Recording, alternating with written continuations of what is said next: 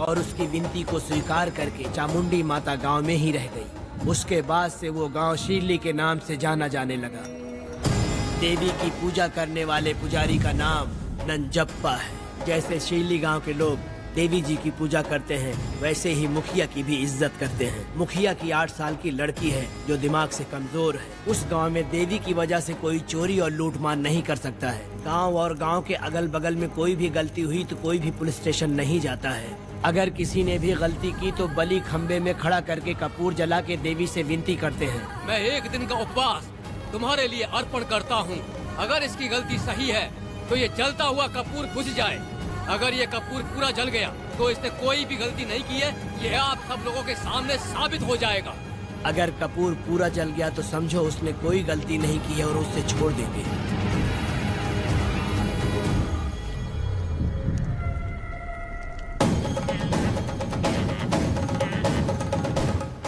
और अगर कपूर आधे में बुझ गया तो खतरनाक सजा देते हैं, मौत की सजा। यहाँ पर किसी भी गलती की सजा माफ नहीं किया जाता है। अब हमारा शिकार शीली गांव में देवी की पूजा करने वाला नंजप्पा है।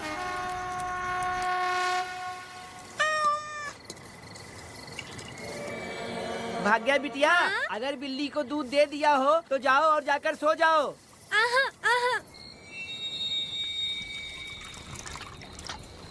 लो पी लो।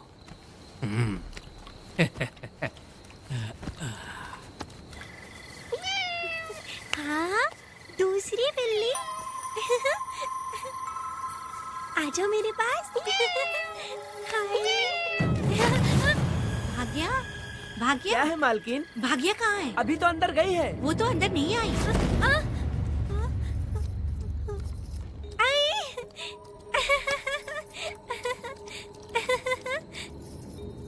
भाग्या है क्या? नहीं, पता नहीं कहाँ चली वो गई। बिल्ली के साथ अभी तो यहीं खेल रही थी। उधर जाकर देखो। हाँ देखता हूँ। भाग्या बिटिया, तुम कहाँ हो? भाग्या बेटी यहाँ आई थी क्या? नहीं तो यहाँ नहीं आई।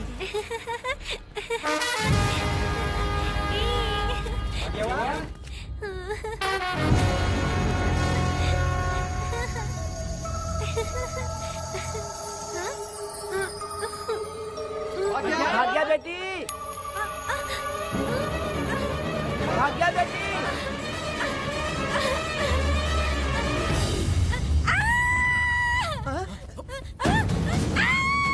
अरे तो भाग्या बेटी की आवाज है।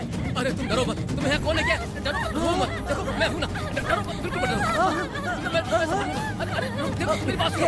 हाथ हटा, हाथ हटा। हमारी भाग्या बेटी में हाथ लगाता है। हाँ? चल भाग यहाँ से। चलो बेटी, चलो सब लोग आ जाओ, सब लोग आ जाओ, जल्दी आ जाओ। भागी बिटिया यहाँ है, यहाँ आ जाओ सब जल्दी, आ जाओ, आ जाओ। क्या हुआ?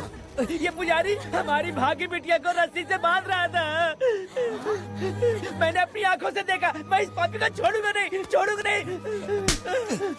ऐसी बेवकूफो जैसी बातें कर रहा है। नहीं मालिक, आप नहीं जानते। देखो भागी बिटिया की हालत कैसी हो गई है। ये भागी बिटिया के ऊपर अपना हाथ फेर रहा था। अरे तुम कैसी बातें कर रहे हो? मैं देवी की पूजा करता हूँ। मैं इस छोटी सी बच्ची को हाथ कैसे लगा सकता हूँ? मैं नीच हूँ क्या? तुम चुप रहो। तुम क्या कर रहे थे? मैंने अपनी आंखों से देखा। आप फिक्र मत कीजिए, हम इसकी बात पर भरोसा नहीं करते। हम आपको जानते हैं। पुजारी जी ऐसा नहीं कर सकते। ये हमारे भगवान जैसे हैं। अपना बकवास बंद करो माधवी। आखिर में ये झूठ क्यों बोलेगा? ये क्या कहना चाहता है? सुनो तो सही। भाग्या के पैदा होते ही इसके माँ बाप से ज्यादा ख्याल रखा है। क्या तुम मैंने गलत किया है ये सोच के शक कर रहे हो? हमें आप पर कोई शक नहीं है, पर ये लड़की रात में आपके पास आई कैसे, हमें ये जानना है। हाँ, सही कह रहे हैं, सही कह रहे हैं। पुजारी को बताना होगा कि ये कैसे आई यहाँ। मुझ पर शक करने का मतलब तुम लोग जानते हो देवी माता पर शक करना है। नहीं, नहीं। मैंने गलत किया है या नहीं, इसका फैसला अभी चलकर कीजिए। चलिए हम ये सवाल देवी माँ से ही करेंगे। पुजारी जी, इसका फैसला हम सुबह करेंगे। लड़की को लेकर चलो। सच्चाई बतानी ही होगी। सुनो, जो मुझ पर इसने इल्जाम लगाया है तो उस हिसाब से मैं देवी माता की पूजा कैसे कर सकता हूँ? अगर मैंने कोई गलती की है तो उसकी सजा मुझे देवी